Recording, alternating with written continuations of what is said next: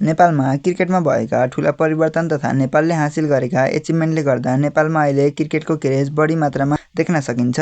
क्रिकेटको क्रेज बढेसँगै भ्युअरसिप बढेर प्लेयरहरूको स्यालेरी पनि बढ्न थालेको छ। त्यसैले अहिले क्रिकेटलाई पनि स्कोपको रूपमा लिन थालिएको छ, जसले गर्दा how to be a professional cricketer in Nepal चासोको विषय बनेको छ। आजको यस भिडियोमा हामी यही टपिकलाई चर्चा गर्दै एउटा प्लेयरको इक्जाम्पल लिएर उसको जर्नीको बारेमा पनि चर्चा गर्नेछौँ।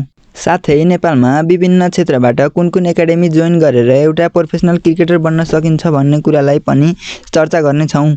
So without any delay let's start today video.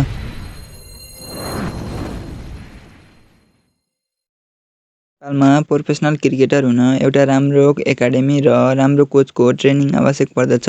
त्यसैले नेपालमा कुन क्षेत्रबाट कुन एकाडेमी जोइन गर्न सकिन्छ भन्ने विषय रहन्छ। प्रोभिन्स नम्बर 1 कोशी प्रोभिन्समा एचवाइसी, वाइसिसी र बीसीसीए एकाडेमी जोइन गर्न सकिन्छ।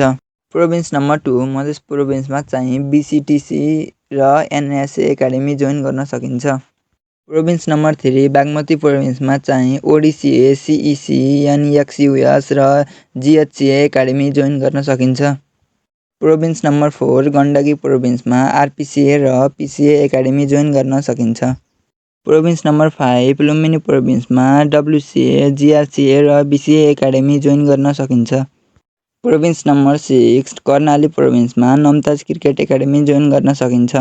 प्रोभिन्स नम्बर 7 सुदूरपश्चिम प्रोभिन्समा धनगढी क्रिकेट एकाडेमी जोइन गर्न सकिन्छ। यसरी एकाडेमी जोइन गरेर राम्रो पर्फर्म गर्न सके र कोचको नजरमा पर्न सके U16 र U19बाट डिस्ट्रिक्ट लेभलमा खेल्न पाइन्छ। डिस्ट्रिक्ट लेभलमा राम्रो पर्फर्म गर्न सके प्रोभिन्स लेभलमा खेल्न पाइन्छ र राम्रो पर्फर्म गर्न सके नेसनल टिमको लागि पनि खेल्न पाइन्छ।